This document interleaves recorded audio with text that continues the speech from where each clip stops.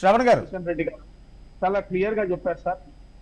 మా భారతీయ జనతా పార్టీ ఈ రోజు తెలంగాణ రాష్ట్రంలోనే కాదు, దేశవ్యాప్తంగా అనేక రాష్ట్రాలలో కూడా మనకు ఒక సాంప్రదాయం ఉంది. ఎన్నికల్లో విత్డ్రాయల్స్ ఎప్పుడైతే అయిపోతాయో ఆ విత్డ్రాయల్స్ అయినప్పుడు మేము మేనిఫెస్టోని ప్రకటిస్తామని క్లియర్ గా చెప్పారు. పార్టీ సాంప్రదాయం ప్రకారమే మేనిఫెస్టో అనేది ప్రకటించబడుతుంది. అయితే మేమిచ్చే మేనిఫెస్టోలో అంశాలు ఏవైతే ఉంటాయో అవి కాంగ్రెస్ పార్టీ, బీఆర్ఎస్ పార్టీ లాగా కళ్ళబొల్లి కబుర్లు ఉండవు.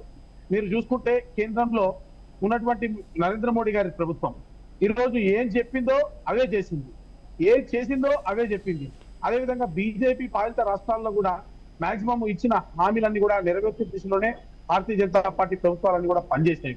మేనిఫెస్టో ఎప్పుడు వస్తుంది అనే దానికన్నా ఇచ్చిన మేనిఫెస్టోలో అంశాలు ఏవైతే పొందుపరిచారో వాటిని చిత్తశుద్ధితో ఇంప్లిమెంట్ చేస్తారా లేదా అన్నదే మనకి ఇక్కడ ఇంపార్టెంట్. ఇంకా టైం ఉంది, రేపెల్లుండి విత్డ్రాయల్స్ చెప్పగానే మేనిఫెస్టో రిలీజ్ చేస్తాం. ఇంకా వారం రోజులు గడువుంది కాబట్టి ప్రజల్లోకి మేనిఫెస్టో తీసుకెళ్ళడానికి చాలా సమయం ఉంది. కానీ ఫండమెంటల్ గా ఇక్కడ చూసుకుంటే ప్రజలు ఆలోచన చేస్తుంది ఏంటంటే భారతీయ జనతా పార్టీ మేనిఫెస్టోలో పెట్టే అంశాలు ఒక ఎత్తు అయితే ఈ రోజు టిఆర్ఎస్ కాంగ్రెస్ పార్టీని ఏ విధంగా తెలంగాణ రాష్ట్ర ప్రజలను మోసం చేసిందో, ఏ విధంగా కాంగ్రెస్ పార్టీ తెలంగాణ అమరవీరుల ప్రాణాలు తీసిందో, ఏ విధంగా ఈ దేశాన్ని కాంగ్రెస్ పార్టీ అమ్మేసిందో, పదే పదే ప్రపంచ చిత్రపటంలో ముందున్నటువంటి భారతదేశాన్ని పదే పదే విదేశీ గడ్డపై కూర్చొని వాళ్ళ నాయకుడు విమర్శిస్తూ ఈ దేశ ప్రతిష్టని, ఈ దేశంలో ప్రజాస్వామ్యం అంతరించిపోయిందనే విధంగా మాట్లాడడాన్ని దీన్ని పూర్తిగా తెలంగాణ ప్రజలు వ్యతిరేకిస్తా ఉన్నారు.